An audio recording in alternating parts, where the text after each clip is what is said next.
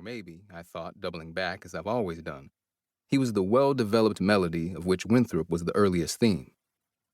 The senator had invoked God at the top of his text, a numbingly common move in these settings, and sounded comfortable, even natural, doing it, which was becoming somewhat more rare.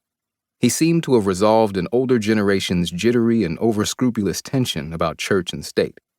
He'd figured out how to say aloud, and with good cheer, and without seeming to be some nationalist, imperialist pervert, what had been implicit for too long. That now we had a country that could more or less plausibly claim, as much by dint of its world-shredding misdeeds as by its misty glories, not to serve God, but to be God. Render unto Caesar and rest your conscience.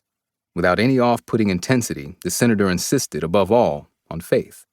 In my heart, I know you didn't just come here for me, he said. You came here because you believe in what this country can be. Your love keeps lifting me played him off the stage. The campaign, just beginning, was still a scarcely glimpsed frontier. I can't say that I thought he would win. I realized only now, too late for it to matter much, that the senator reminded me of my pastor, who had died not long before the beginning of the campaign, and in those days was often on my mind. Both men were tall and skinny. Both hooked their thumbs slightly and used their other outstretched fingers as scythes, cutting syntax into the air. Both had the complexion of a cardboard box left out to bleach in the sun. The pastor wore glasses, like I did, but the senator didn't.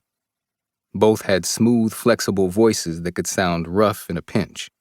Their similarities aside, though, that enigmatic word destiny must have put me in mind of my pastor, too.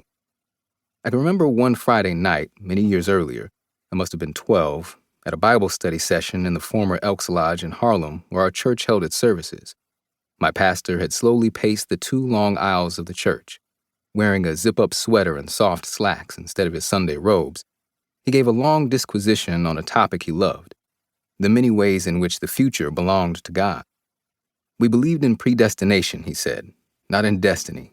The latter word, despite what it shared in etymology with the former, contained no implication of an author, and had therefore been co-opted by the squishy New Age. As he talked, he held the microphone loosely but securely, like how good tennis players hold the racket. He looked around the room, catching gazes and letting them drop, smiling prettily even as he unfolded mysteries that terrified me. The truth, he said, was that your life, and this was freedom, was a gesture minutely choreographed by God. To seek salvation required free will, but the one who had planted and could count the hairs on your head had also engineered your mechanisms of choice. Your heart could open only if he'd given it a hinge. He chose you before you chose him.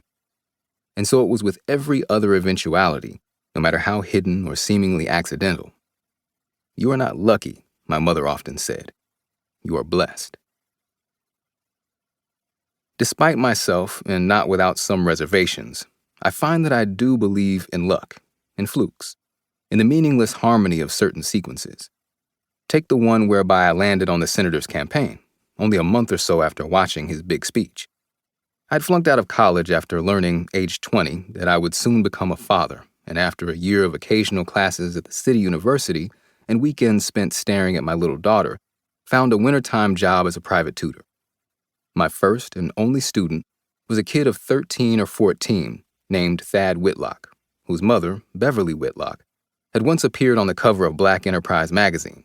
She also, and here was the luck, served on the board of my high school, where people still vaguely remembered and liked me.